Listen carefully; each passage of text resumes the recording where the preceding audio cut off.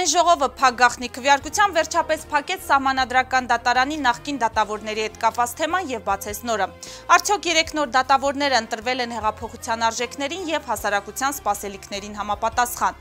Ինչևէ, Երվանդ Խունդկարյանը, Արթուր Վաղարշյանը եւ Էդգար Շաթիրյանը իմ քայլի քվեարկությամբ համալրեցին Սահմանադրական դատարանում հունիսի 22-ից թափուր մնացած դատավորների պաշտոնները։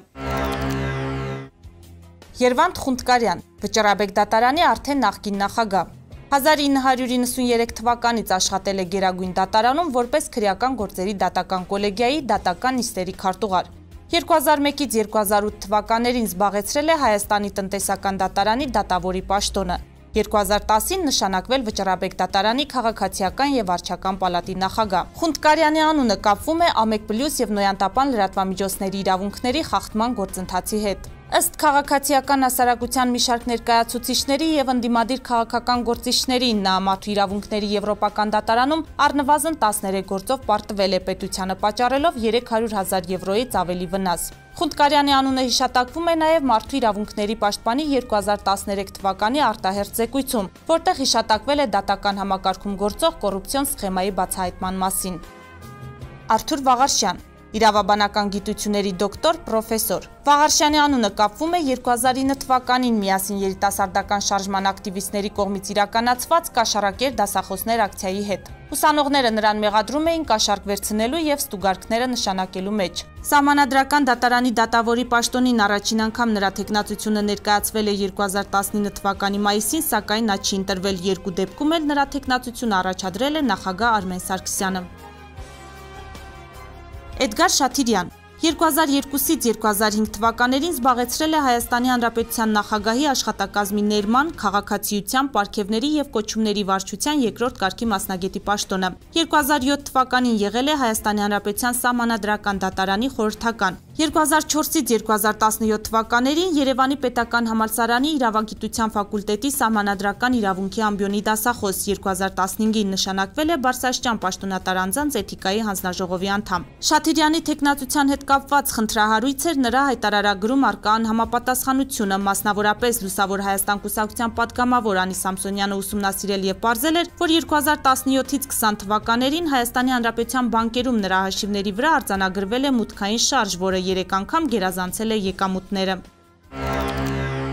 Սահմանադրական դատարանի այս նոր դատավորների ընտրությունը շատերի համար անհասկանալի ու անընդունելի եղավ սոցհարթակներում ու զանգվածային լրատվության միջոցներում հասարակական ու քաղաքական շրջանակների ներկայացուցիչները քննարկեցին ու քննադատեցին իշխանության գործողությունները, ընդհուպ նրանց մեղադրելով հեղափոխության արժեքներից հրաժարվելու մեջ։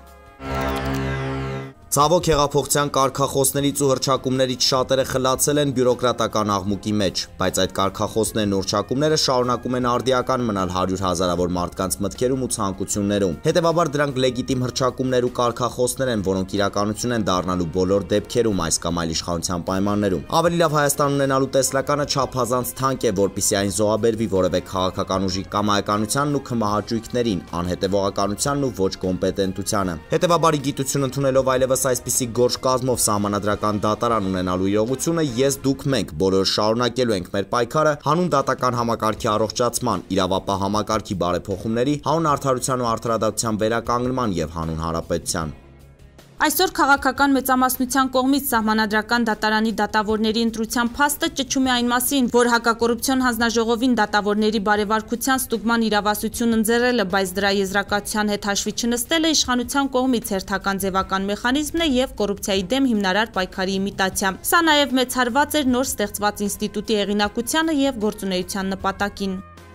Չէ, բայց դուք պատկերացրեք, Մարդ Հայաստանի միակ ազատ հեռուստաընկերությունը փակել է, միեդում այդ գործով Հայաստանը պարտվել է, հիմա նրան հարցնում են ինչու, ասում է թղթերով ամեն ինչ կարգին է եղել։ Մարդը թեղուտի բնակիչներին ունեզրկել է, թողել է մի վիճակում, որ հացին կակա ասեն, Հայաստանն այդ գործով միեդում պարտվել է, հարցնում են ինչու, ասում է հայցադիմումը լավ չէին լրացրել։ Մարդը դատավոր արդարադատություն իրականացնողն արդարադատություն հաստատողը թույլ է տվել, որ անարդարություն հաստատվի, մարդիկ կյանքը վատնեն արդարության համար պայքարում, որովհետև պակաս թղթեր կան։ Այս որակի մարդուն իսկի ԺԵԿ-ի պետ չեն ընտրումելու մնաց դատավոր մի դատարանում, որտեղ ընդդիմությունը գուցե գնալու է վիճարկելու ընտրությունների արդյունքները, օբյեկտիվորեն չունենալով պечатած ապացույց, որ դրանք կեղծվել են։ Այդ մարդիկ դավաճանել են իրենց վրա հույս դրած մարդկանց, այդ մարդիկ դավաճանել են իրենց հռչակած սկզբունքներն, այդ մարդիկ վերջին երեսպաշտերն են ու ստախոսները, որոնք արժանի չեն ոչ մի լավ վերաբերմունքի։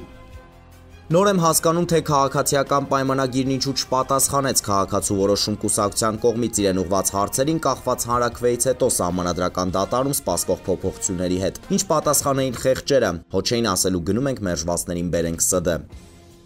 Եվ դարձյալ եկավ մեկը, որ Աստծուց չի վախենում եւ մարդկանցից չի ամաչում։ Ապրի Նիկոլը, ՍԴ դատավորների այսօրվա հակասահմանադրական ընտրությամբ առաջին ապացուցվեց, որ Հրեր Թովմասյանի եւ իր գործընկերների դեմ արշավը բացառապես քաղաքական է, երկրորդ լեգիտիմացվեց նախկինում հրեշացվող հին դատական համակարգը, երրորդ ԱՄԵԿ+-ի փակման հարցով վերահաստատվեց հարցի բացառապես իրավական կողմը, չորրորդ ընդգծվեց իր կադրային բանկի սնանկությունը։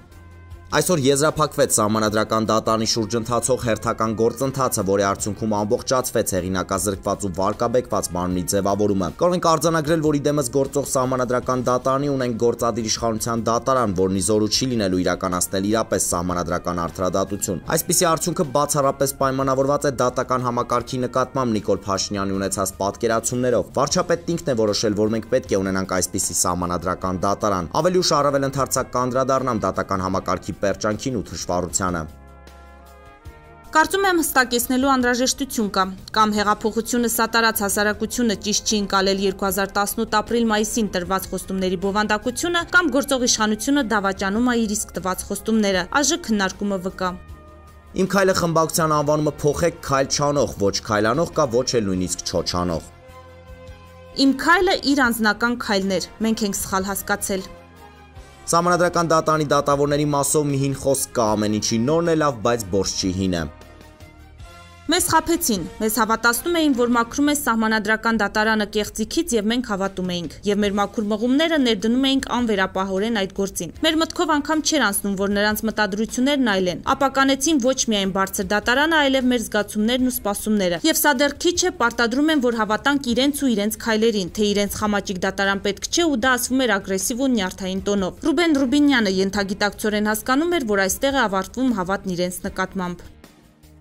Ոչ մի պայմանավորվածություն կամ թավշյա կանխատեսում Վաղարշյանի ձայների արժեքը նախագահն առանց վարանելու եւ ընթերցելու անհապաղ ստորագրում է Նիկոլի համար ազգային ժողովի դակած բոլոր օրենքները։ Խունդկարյանի ձայների արժեքը դատական իշխանության կուլիսային կանոնները կսկսեն ծառայել Նիկոլին, Շաթիրյանի ձայների արժեքը Նիկոլին հարցրեք։ Երկու տարվա սահմանադրական դատարանի ողջ էպոպեան հիմնավորելիս իմ քայլի բոլոր падգամավորները միայն մեկ պատասխան էին տալիս ին Հայաստանում նախկինների հետ աշխատած եւ համագործակցած դատավորները չեն կարող աշխատել նոր Հայաստանի սահմանադրական դատարանում։ Այսօր լրատվամիջոցներում տեսա սահմանադրական դատարանի 3 նոր, ես կասեի թոփ թազա դատավորներին, 3-ն էլ Հայաստանում հայտնվել են երևի 2018 թվականից հետո եւ նախկին կոռումպացված դատական համակարգի հետ որևէ կապ չեն ունեցել։ Տղերք հիմա ընտրեք կամ այդ դատավորներն այլ մոլորակային են կամ դուք այս ժողովրդին հերթական անգամ տուփը խափում եք։ Հարգելի ազգային ժողովի մեծամասնություն իմ քայլը դաշինք, գիտեմ ձեզ արդեն շատերը լուրջ չեն վերաբերվում, բայց մի հարց եմ ուզում տալ։ Ինչպես է ստացվում, որ ամիսներ առաջ սահմանադրական դատարանի դատավորի թեկնածու Արտուր Վաղարշյանին դեմ եք քվեարկում, իսկ այսօր նույն այդ մարդուն կողմ։ Արտուր Վաղարշյանն արդեն լավ է, պուպուշ է դառել։ Էն ոնց էր ասում։ Հա, հիշեցի։ Ոչ դոդացմանը, ոչ սերժանտացմանը, ոչ ռոբոտացմանը։ Անհարմար բան ստացվեց։ Արձանագրում ենք, որ սահմանադրական դատարանի շուրջ վերջին 2 տարիների ընթացքում ծավալված զարգացումների արդյունքում այսօրվանից ստացանք հանրային վստահության ավելի ցածր մակարդակ ունեցող սահմանադրական դատարան, քան մինչև հեղափոխությունը։ Հայաստանի համար այլևս անհանգստանալու բան չկա, այսօր Հայաստանի ժողովրդավարությունը մեռավ, իսկ մեռելների համար չեն անհանգստանում։ Մարտի 1-ի կրկնության դեպքում մենք կունենանք ՍԴ նույն որոշումը։ Էլի հույսներս մենք ենք, էլի մեր մարմիններով պիտի պաշտպանենք Հայաստանը ոչ միայն թուրքերից, այլև ինչպես ավելի հաճախ հայերից։ Նման անմեղ սունակություն չէի սպասում։ ՍԴ-ն կաշխատի ռոբի համար, մեր դեմ, կեցե իր քայլը։ Խունդկարյանի եւ Շաթիրյանի անցյալ եւ գործունեության վերաբերյալ 3 միանգամայն հստակ նկարագիրը հասարակությանը ներկայացրեց ազգային ժողովի падգամավոր Արման Բաբաջանյանը, ավելացնելու բան թերևս չկա։ Փաստենք միայն, որ սահմանադրական դատարանն այսօր ունի քոչարանասերժական ռեժիմի 2 թմբկահար եւ կա մտավախություն, որ Շաթիրյանն ու Խունդկարյանը մոտ ապագայում վերջնականապես կթմբկահարեն նաեւ նոր Հայաստանի դատաիրավական համակարգը։ Падգամավորներին մի մեղադրեք, նրանք ընդհանրապես ծիշկա են դրել, ընտրությունը կախված էր մեկ մարդուց եւ այդ մեկ մարդը Նիկոլն էր։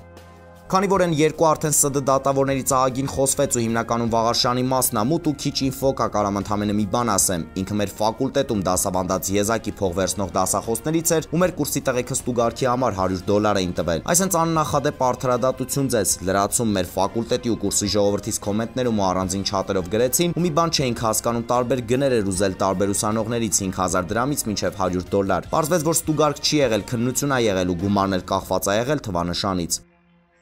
Դեռևս 6 ամիս առաջ էի ասում, որ այս իշխանությունները չեն պատրաստվում որևէ լուրջ փոփոխություններ իրականացնել դատական համակարգում, պարզապես Սերժի դատավորները փոխարինվում են Նիկոլի դատավորներով եւ վերջ։ Մեծ հաշվով ամբողջ գործընթացը ձախողված հանրաքվեից մինչև պարլամենտական ներկայիս քվեարկություններ ընդհանրապես քաղաքական կեղծիք է։ Կեղծիք, որի հիմքի վրա ամրապնդվում է Նիկոլ Փաշինյանի անվերահսկելի մենաիշխանությունը։ Հետաքրքիրն այն է, որ այն ժամանակ ինձ տարատեսակ պիտակավորումներ կպցնող աշխուժականներն ու ֆեյսբուքյան մտավորականները հիմա եկել ու նույն բանն են կրկնում։ Դե ինչ ասեմ, վայելեք ձեր նոր Սահմանադրական դատարանն առանց Սրայր Թովմասյանի, բայց Սրայր Թովմասյանի հետ։ Մենք Սահմանադրական դատարանի անդամ ենք ընտրում A1+-ը փակողին, սա ֆիքսենք։ Փաստորեն նախկին համակարգի արատավոր դատավոր Խունդկարյանի տեղը Սահմանադրական դատարանն է, իսկ իրենց կյանքը հայրենիքի զոհասեղանին դրած Սասնա ծռերի տեղը բանտը, թքեմ այսպիսի արդարության վրա, եթե այն գոյություն ունի։ Նիկոլն ասում է, որ մենք երեկվա իրան քննադատողներս հեղափոխության մասին իմացել ենք մայիսի 8-ից մի շաբաթ հետո։ Սխալվում ես Նիկոլ, մենք մայիսի 8-ից ավելի քան 2 տարի հետո իմացել ենք, որ հեղափոխություն չի եղել։ Ցավոք հիմա սենց մտքեր են գալիս, որոնց ուզում ենք չհավատալ են, որ հեղափոխությունը դու քո թիմն եք առաջնորդել, բոլորս ընդունում ենք։ Բայց այն որ դու կարաս սենց արհամարական խոսես մեր մասին, որ առաջին օրից քեզ չվստահելով հանդերձ քո սկսած գործին քեզ աջակցել, ամեն ինչով օգնել ենք, խոսում եք քո մարդկային աննախադեպ որակի մասին։ Ու եթե դու ուզում ես ամեն կերպ մեզ լարել քո դեմ, ասեմ, որ ստացվում է ուղղակի դու մոռանում որ մենք քոչանասերժական կրուգի մարդիկ չենք։ Մենք միջև վերջ գնացող տեսակն ենք, թող սա մեծամիտ հնչի, բայց տենց է։ Ու դա պիտի իմանայիր, որտեվ աճել ես մեր կողքին, անցել ես մեր ուսուցիչների դպրոցը, պայքարել սովորել ես մեր պայքարողներից։ Ընթացքում դու 1000 տեսակ փոխվել ես, իսկ մենք չէ։ Ի հակադրություն հնչած քննադատությունների Հայաստանի Հանրապետության վարչապետ Նիկոլ Փաշինյանն այսպես մեկնաբանեց իշխող թիմի ընտրությունը։ Ամեն իրավիճակում կամ խմբեր, կան ուժեր, քաղաքական եւ ոչ քաղաքական, ովքեր ուզում են իրենց օրակարգը, իրենց շահերը, իրենց մարդկանց, իրենց թեկնածուներին, իրենց կամակատարներին, այսպես ասած հանրության անունից որոշակի տեղերում բան անել, տեղավորել։ Եվ ես կարծում եմ, որ այն ինչ որ տեղի է ունեցել ազգային ժողովում, շատ կարևոր բան է տեղի ունեցել, Սահմանադրական դատարանի շուրջ ճգնաժամ վերջացել է, փակվել է։ Արդյոք սա նշանակում է, որ ձևավորվել է իդեալական Սահմանադրական դատարան։ Ոչ չի նշանակում, որ ձևավորվել է իդեալական Սահմանադրական դատարան։ Քաղաքագետ Լևոն Շիրինյանի կարծիքով, քանի որ Հայաստանի հեղափոխական իշխանությունը որդեգրել է օրենքի շրջանակներում գործելու քաղաքականությունը, այդ համատեքստում Սահմանադրական դատարանի վերոնշյալ դատավորների ընտրությունը ոչ թե իշխող ուժի պարտությունն է, այլ հակառակը արձանագրած հաջողությունը։ Ըստ էության կարող եմ ասել, որ իշխանությունը պարակտեց միասնական ճակատը, որ իրավադատական համակարգն էր Հայաստանում, որը գործում է հեղափոխության արժեքների դեմ իշա գողապետության եւ բարագլուխների, այդ ճակատը քայքայոց դրամը դա իշխանության հաջողությունն է։ Այդ ընդհանրապես, իսկ մասնավորապես գիտեք, որ նոր սահմանադրությունը մշակվում է, եթե մշակվում է, շատ մի տարվա կյանք ունի։ Սրանց Սահմանադրական դատարանի անդամների հաջողությունը այն աշխատավարձն եւ թոշակը, որ իրենց համար մնում է, բայց սրանք այլևս չեն կարող լինել գողապետության հետ։ Քաղաքագետի խոսքերով Սահմանադրական դատարանն այլևս հնարավոր չի լինի օգտագործել Ռոբերտ Քոչարյանի դատավարությունը ի օգուտ նրա հանգուցալուծելու համար։ Նախկին ռեժիմ չասեմ էլ, Քոչարյանը դրանց մտածողությունը պրիմիտիվ է, իրենք պրիմիտիվ բարձունակ մտածողության մեջ չեն հասկացել իշխանությունը իրենց գլխին չոյն է կաղացել։ Իրենք այլևս Սահմանադրական դատարանը չեն կարող օգտագործել Քոչարյանի դատավարության համար, ինչ որ անում են տխրահարճակ կամ ողորմել են, էլի։ Իսկ ինչ են մտածում քաղաքացիներն այս թեմայի շուրջ սոցհարթակներից դուրս։ Մասամբ համաձայն եմ, մասամբ ոչ։ Ինքս է որպես քաղաքացի պատկերացում ունեմ, որ Սահմանադրական դատարանը դեռևս կայացած չի։ Նիկոլ Փաշինյանը արտահայտեց, որ դեռևս լիարժեք փոփոխությունները չի կատարվել։ Սահմանադրական դատարանը դեռևս կայացման ճանապարհ ունի։ Ես ինքան հեռու եմ դատարանների պոլիտիկայով չեմ զբաղվում։ Գիտեք ինչ, ես արդեն մի քանի ամիս է չեմ զբաղվում ոչ մի բանով, չեմ կարդում, չեմ հետաքրքրությունս կորել է։ Ես թողնում եմ այդ ապրանքից խղճի վրա, երբ որ նրանք ասում են, որ սա կամ նա սահմանադրական կարգ խախտել։ Պետք է մտածեն, արդյոք իրենք ապրում են ըստ սահմանադրության եւ գնահատականը տան իրենք։ Հիրավի հին ճգնաժամը հաղթահարված է, սակայն արդյոք այն տեղը չի զիջել նորին։ Սոցհարթակը կշարունակի հետևել զարգացումներին։